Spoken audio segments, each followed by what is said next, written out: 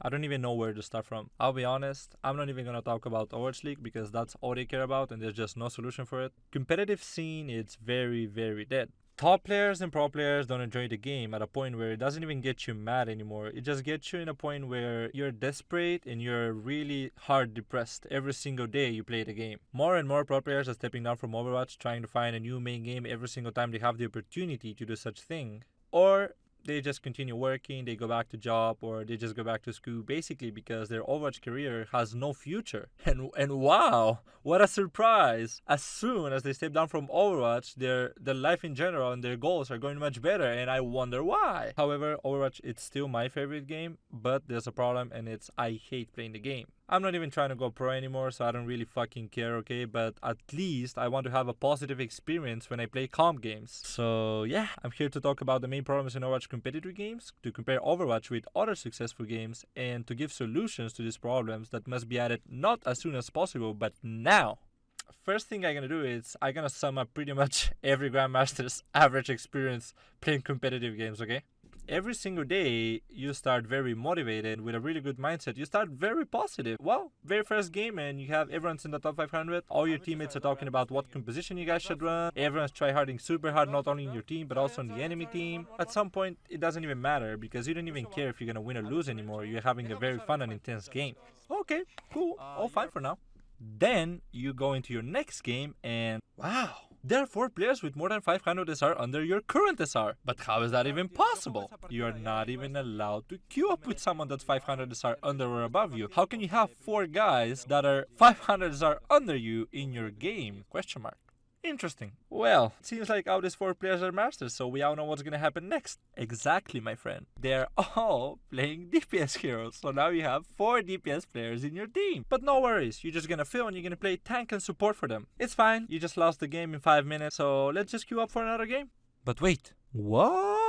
You just lost more than 25 SR. I just played a game where everyone was top 500. The game lasted more than 20 minutes and I barely got 20 SR. And I just played another game where everyone was master. The game was not even 5 minutes long and I lost more than 25 SR.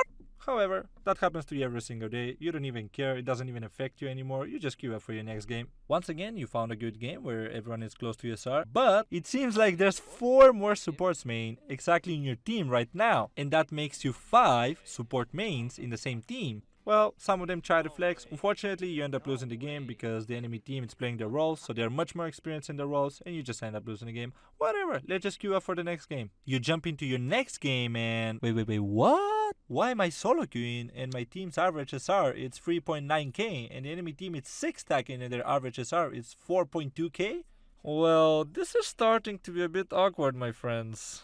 All you want to do is just play one more game like the first one. So, you queue up again, but this time you're a bit more affected from your competitive games experience. Somehow, you found a good game again. Both teams have the same average SR. It looks like somehow the enemy managed to play the very low composition called GOATs. But you have a one-trick pony Genji in your team. Yikes! At some point, this feels more of a coin flip that's Season 1 because basically the team that gets the players that want to play GOATs are the one that's gonna end up winning the game. I'm not even gonna talk about the defense in this game because every Grandmasters know that if you fail your attack in 4 minutes, no one is even gonna try to defend, okay? No one's gonna try it, so let's just jump in the next game. Next game, you just got an AFK. Unlucky dude. Just queue again. You are already in your next game and you have a win trader in your team. And you queue up again and now you have a thrower in your team. And his argument of why is he throwing is because he lost his last 10 game. And he says that he doesn't care if you report him because that is his Smurf account. You're gonna queue up again, but this time you were very affected by your competitive game experience. Wow, once again you have 4 masters in your team.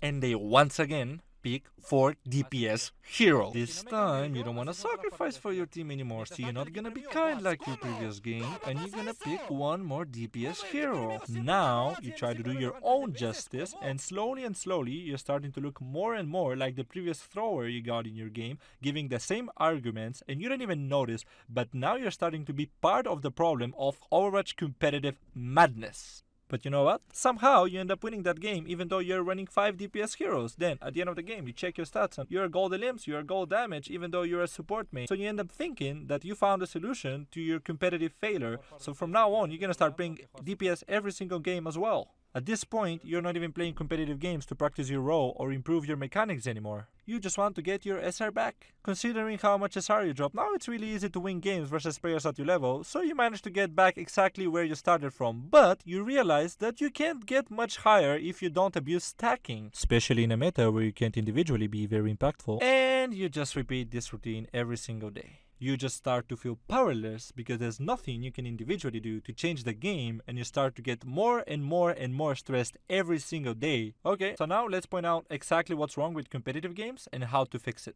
So first of all, it doesn't really matter how long is the queue. I'd rather wait 20 minutes and play one really good game where people are at my level than just waiting 2 or 3 minutes and play a game where people are 500 SR under me. Overwatch has by far the worst competitive queue compared to any other competitive game. If you're really high SR, instead of getting queued up with people at your level with your similar SR, you get queued up in some really low rank games. So for example, if I'm 4.1k and I queue up right now, I'm probably gonna find a game where everyone's average is 4.1.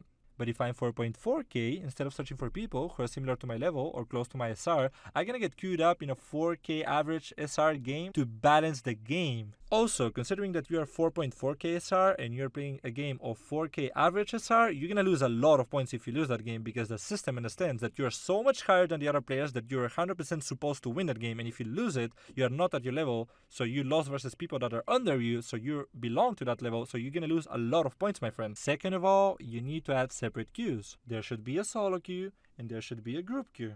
The only one who would disagree with me in this is someone that abuses 6 stacking, playing at 4 AM, so they get queue up versus players that are 1k SR below them, so they can find and win some games and they can feel relevant and good at the game. I love playing alone, and there's millions of other people that enjoy solo queuing as well. Third, you should force a 2 tank to support 2 DPS system. Of course, compositions will be less creative because you won't be able to run crazy stuff like, I don't know, 3 DPSs or some crazy strategy with 4 supports or goats. But every game will be much more enjoyable, there will be much more variety of compositions, and players will appreciate it. I'm going to use League of Legends as an example. In League, 2 guys have to go in the bot lane, 1 guy has to go in the mid lane, 1 guy has to go in the top lane, and 1 guy has to be a jungler. What would have happened if it was like Overwatch and there was no presets at all? What if 5 guys want to be junglers? What if no one wants to be a jungler? What if 2 of them want to go in the mid lane? I don't see anyone complaining about the system because this preset makes the game much more enjoyable, it makes it much easier to play, and it also makes it much easier to understand. Fourth, you should be able to choose your role before you queue up for a game. By doing this, you can avoid, for example, not having 6 main tanks in the same team playing versus 6 guys that are all playing their main role.